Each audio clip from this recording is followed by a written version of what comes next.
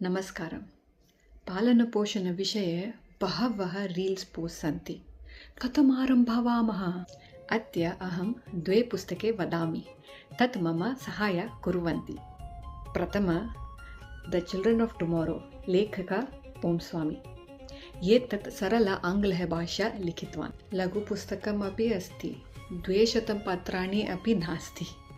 बालस्य विकासस्य विविधेषु अवस्थासु मातापितरौ कृते उत्तमं मार्गदर्शनं ददाति।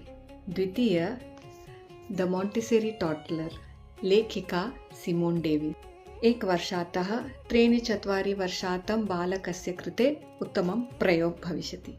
एतत् अहं पुनः समये पठामि। कथम् उत्तमं प्रेरणां सह वातावरणं ददाति अत्र प्रदर्शयति। यदा बालः अधिकं रोदति किं करोमि, भ्रातः च भगिनी च कथम् उत्तमं क्रीडामि, एतानि सर्वविषयाः सुन्दरः उपनायाः सन्ति। अत्र क्रीडस्य उपायाः अपि सन्ति। भवान् एतयोः पुस्तकयोः किमपि पठितवान्? मम वदतु। प्रणाम।